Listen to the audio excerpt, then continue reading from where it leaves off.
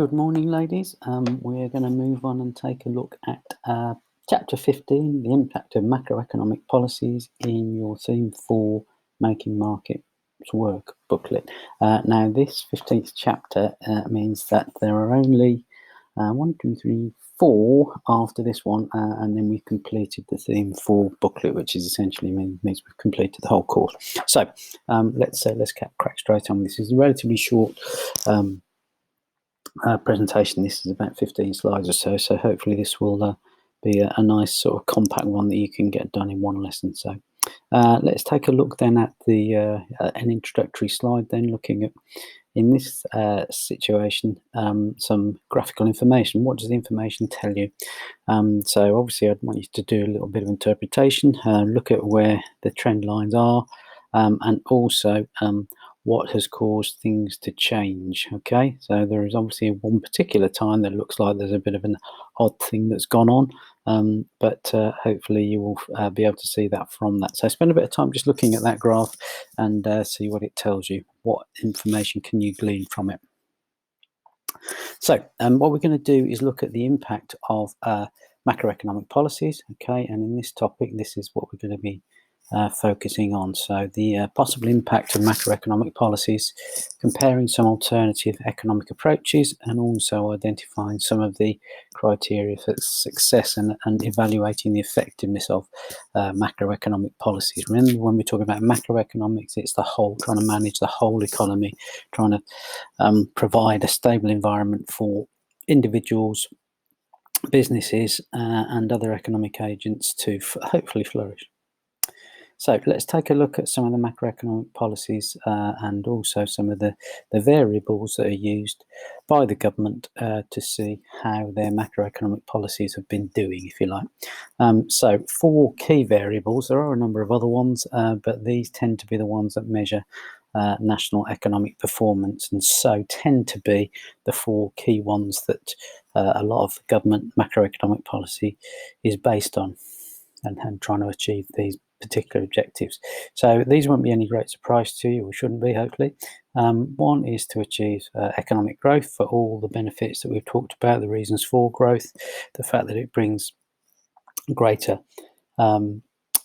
employment, it encourages GDP to be increased, it hopefully then also provides more resources for individuals to be able to spend money and so consume more, and then that fuels the whole process. So it's considered to be quite an important one, economic growth, as we are clear on.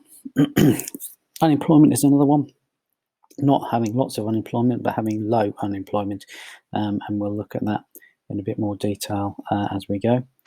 Inflation, the government has a target for inflation of 2%, as I'm sure you're aware, and so again, maintaining that target, or achieving that target and keeping it somewhere close to that target of 2% is another macroeconomic policy objective for the government. And also looking at the balance of payments, the difference between imports and exports, or exports and imports, exports minus imports, to give net trade effectively. So those are the 4 key ones. There are others, but those are the 4 key ones that we're going to look at in this instance. So looking back at in year 1, hopefully you will have done some work on some of the principles of macroeconomic policy in terms of those 4 key areas, and obviously in another environment you could split into a class and develop a short revision presentation. I don't think we're going to be doing that in this instance, but clearly those are the 4 key ones. If you can explain how certain types of macroeconomic policy affect those 4 key areas, then clearly you're going to be in a good spot. Okay, so let's look at some alternative approaches in terms of economic theories, I suppose, and theorists, if you like, and in terms of how macroeconomic objectives can be achieved. Okay, so we're going to look at classical economists in the first instance. Okay, now their view is very much that it's a laissez-faire approach to the economy, so very little government intervention, and it was pretty much allowing the market to decide how resources were going to be allocated. So, excuse me, their view was very much that in the long run, aggregate supply is inelastic because the economy operates at full employment in the long run. And so any increases in aggregate demand over and above that level of capacity that's achieved at full employment, all that's going to do is going to cause inflation.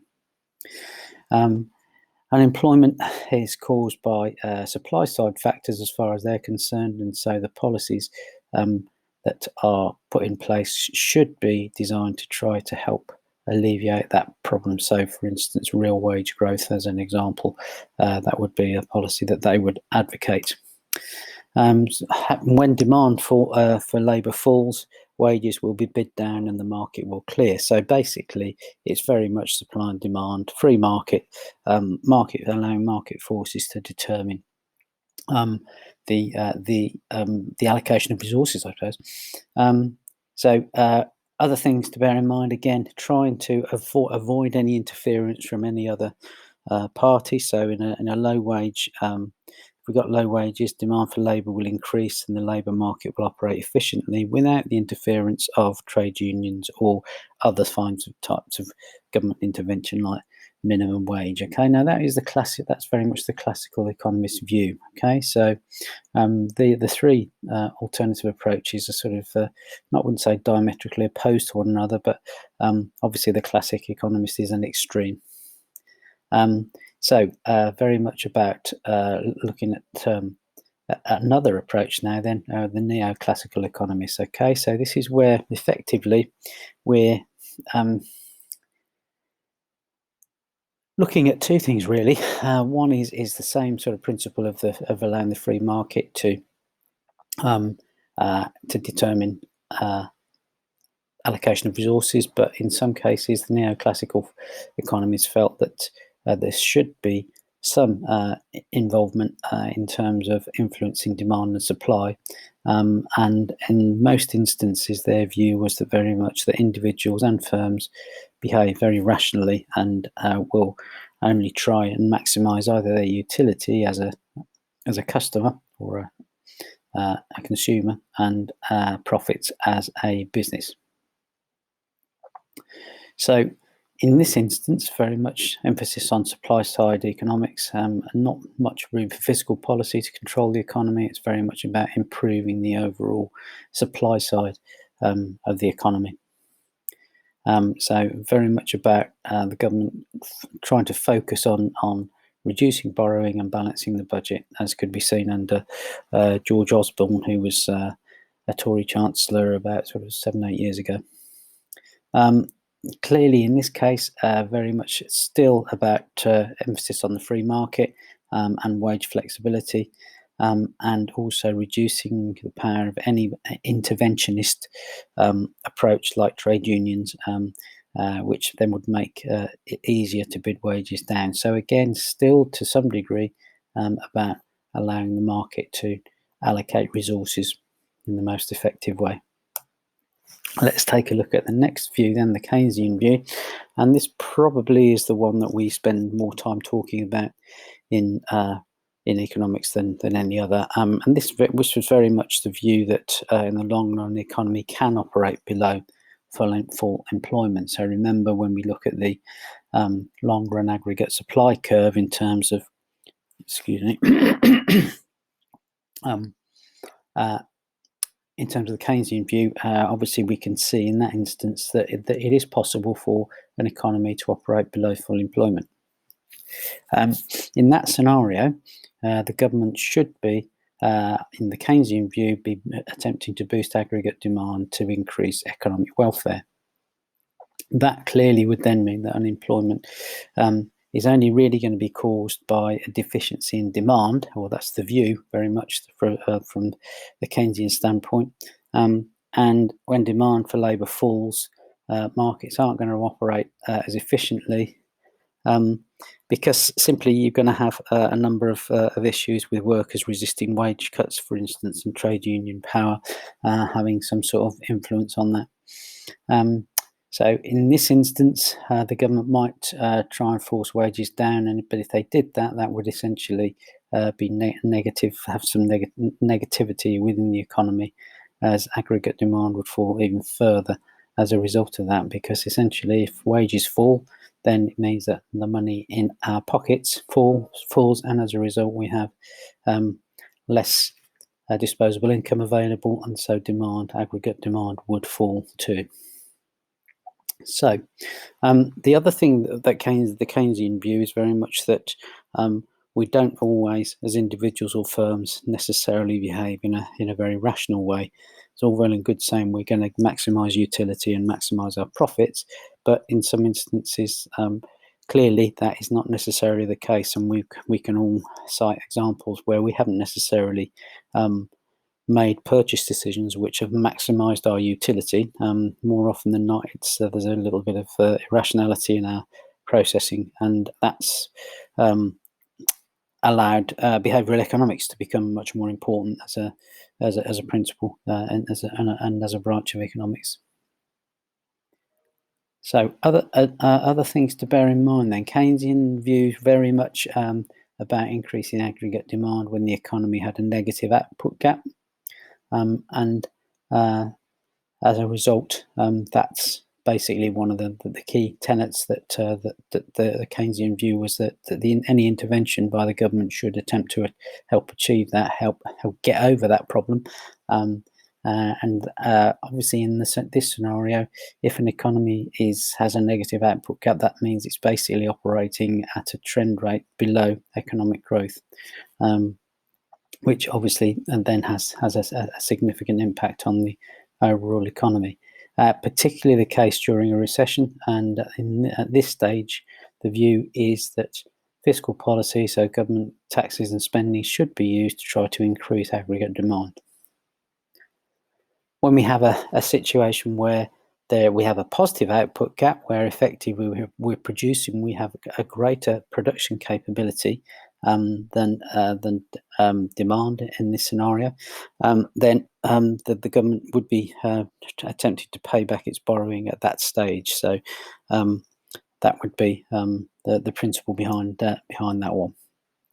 So where we're talking about demand side policies, then should really be used in conjunction with supply side policies, in order that we're trying to improve the supply side of the economy, but also attempting to influence demand side. So if we get demand deficient unemployment rather, caused by literally a lack of demand in times of recession, then that's something that would be a time when we'd need to try to include demand side policies to try and stimulate aggregate demand, and bring us into economic growth as opposed to negative economic growth like we would experience in a recession.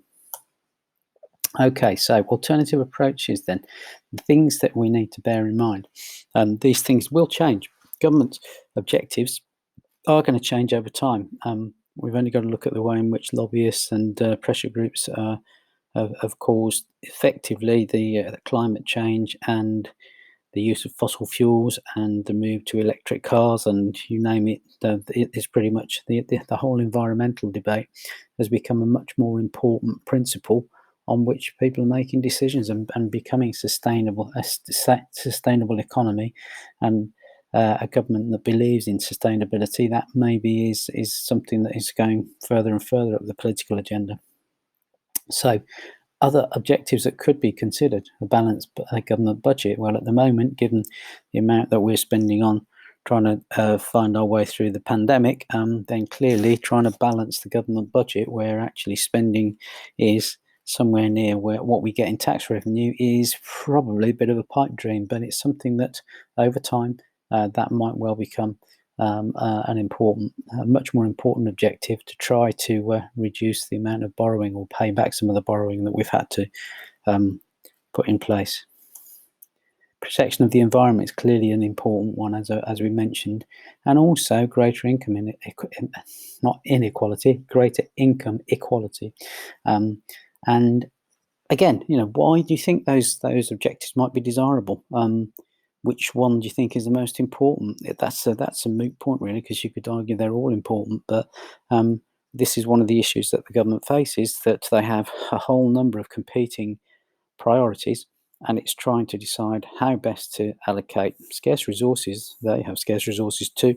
How best to allocate those scarce resources to achieve the maximum impact and to help them to achieve any number of macroeconomic objectives that they might be trying to address. Let's take a look at these in a little bit more detail. Then, a balanced government budget, what does that mean? There's quite a nice clip that of George Osborne. He was a chancellor, a Tory chancellor back in, can't remember exactly when now, but it was about 10 years or so ago. And his view was that we were trying, at the stage that he was at, he was attempting to achieve a budget surplus. Now, let's take a look at what the differences are then, okay? So a balanced government budget is one where government revenue equals government expenditure. So government revenue is obviously the revenue achieved by tax collection, and government expenditure is any form of government spending, and that could be on any number of things, okay? So if we were trying to achieve a balanced government budget, that would mean that our tax revenues would pretty much equal our expenditure.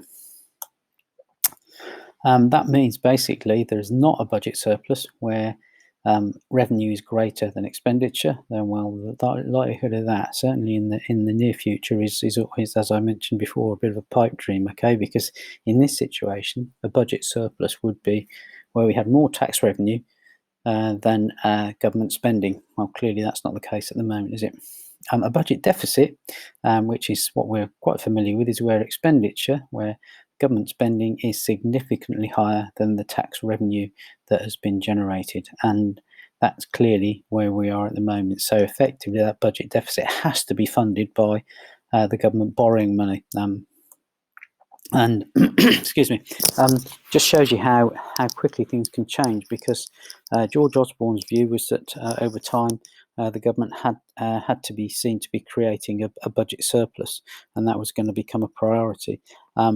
Well, that was partly because of the austerity measures that Osborne had to bring in when he was trying to fight some of the impacts of the financial crisis.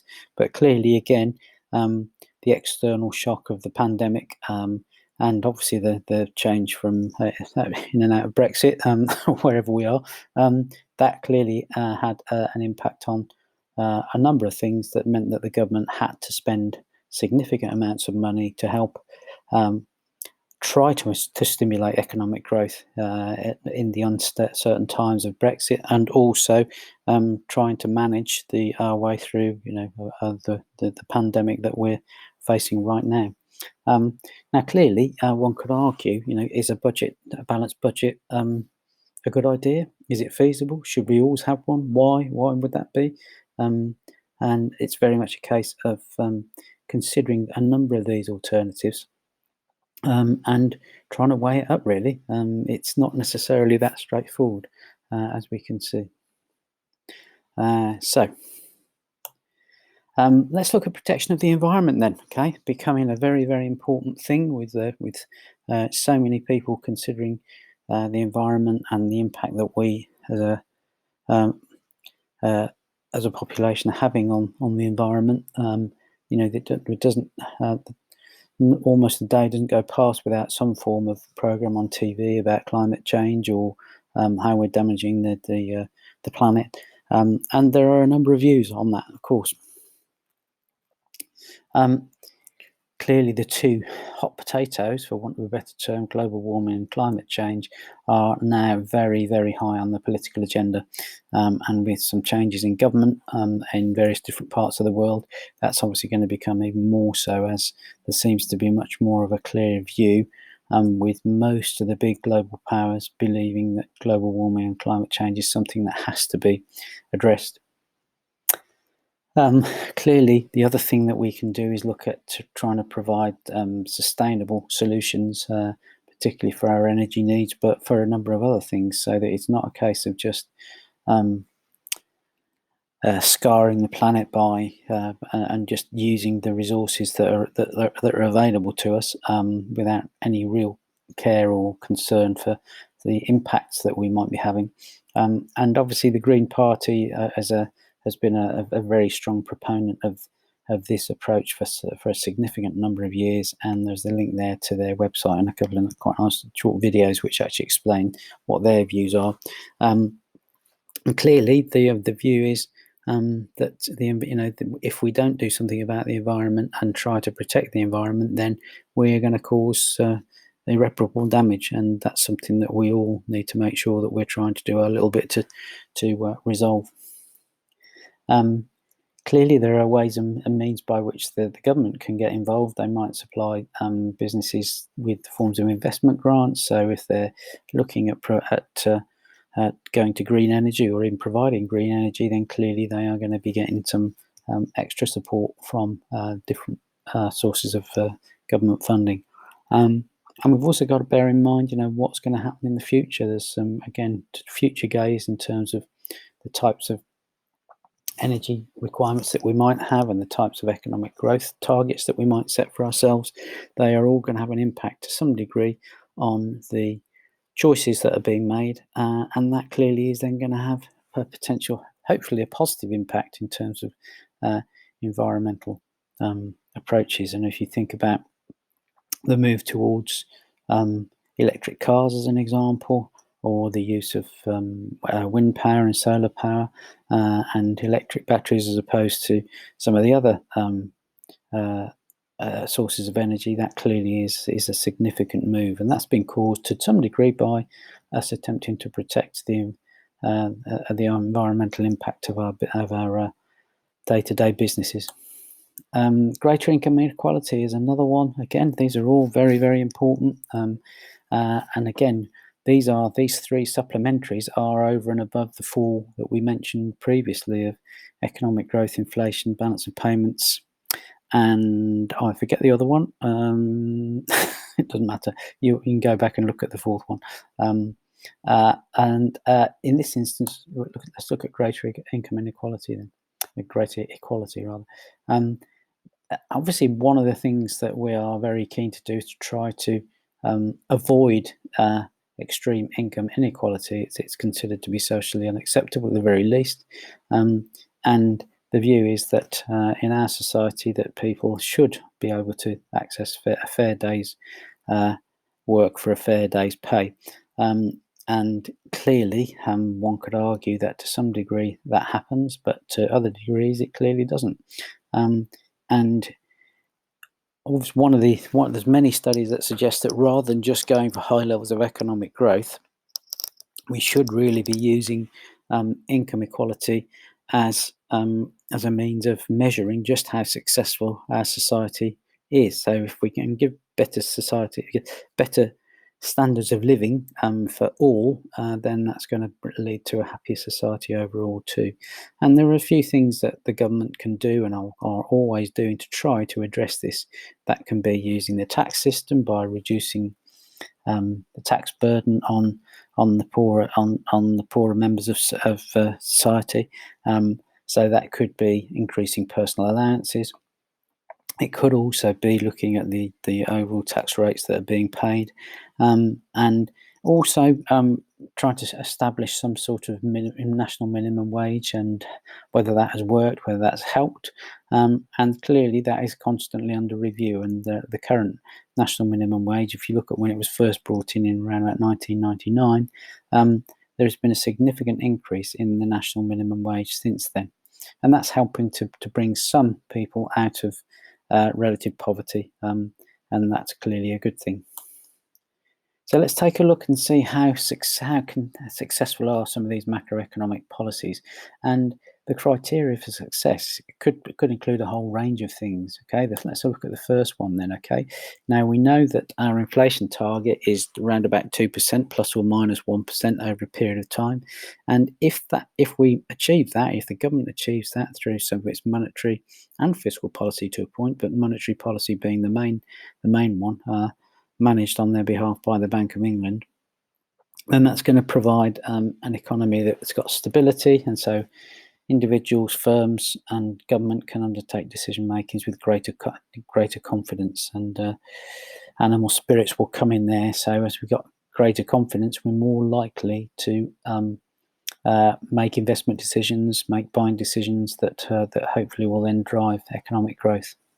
If we have low levels of unemployment, if we're somewhere near 5%, then clearly that it would be a good measure. Now, the argument is if we get too close to full employment, then if we keep booming, if we keep increasing the size of our demands, then all that's going to encourage is inflationary pressure. So to some degree, that again might cause us a bit of a problem. If we get high levels of inflation, that's going to mean that our economy will become less competitive on an international scale. Obviously, economic growth as a target, a healthy rate of economic growth, is very positive because there are all sorts of benefits from that. We're all going to feel slightly more confident. We're all going to be hopefully benefiting from greater wages, which will then stimulate aggregate demand, and so the economic growth process keeps on spinning. That gives us greater levels of GDP and also hopefully then greater tax revenues for the government, which means they can then improve infrastructure, etc. So you can see that economic growth is quite an important one. However, the view is that this 2 to 3% economic growth figure, which doesn't sound like a great deal, is the sort of figure that we're looking for year on year. If we get high variations between boom and bust, then that's clearly going to cause a number of issues, in that we might then have rapid growth, and that for those people who are benefiting from rapid growth means is that they can be very successful in a short space of time. However, rapid growth does tend to be followed by rapid busts, if you like, or bigger busts. So again, trying to maintain this stability that we talked about earlier on when we were talking about the inflation target is clearly quite an important principle. Looking at the balance of payments then, trying to get towards a balance of payments surplus. Well, if we've got a persistent balance of payments deficit, which is certainly the case as we stand at the moment, that could be down to a lack of competitiveness, as imports are consistently exceeding exports. But as we can see, and as we've seen from the conversations we've had previously, what tends to happen is that when we've got plenty of money in our pockets to spend, because we all like lots of consumer choice, what tends to happen is that extra amount of money in our pockets tends to be spent on imports rather than exports. Okay, now clearly, if we wanted to try to address that, maybe there is a view that if we actually were producing more in this country and producing more goods and services that other countries might want from us, due to us being more competitive in terms of being more innovative or providing better prices, then clearly that could, over a long period of time, lead towards us balancing up the difference between exports and imports. But that, given the nature of the economy that we live and work in, that may be again a little bit of a pipe dream. So what we've looked at in this relatively short presentation is the impact of macroeconomic policies. We've compared some alternative approaches and also identified some criteria for success and how we might evaluate effectiveness. Okay, so having an understanding of these principles and some of the demand side, supply side, and also the monetary so monetary fiscal. So if we're talking about demand side policies, monetary and fiscal policies that the government and the Bank of England might be able to bring in to help stimulate or help influence the demand side of the economy, but also things that the government can and also individual firms can do to actually improve the overall supply side of the economy. So we've got this a summary, if you like, of some of the issues that the government faces every time that it's making decisions on where it's going to prioritise spending, and how each of those decisions will have an impact on the policy objectives that they're attempting to achieve. So hopefully that's made sense so far. As always, any questions, let me know, and we'll catch up soon.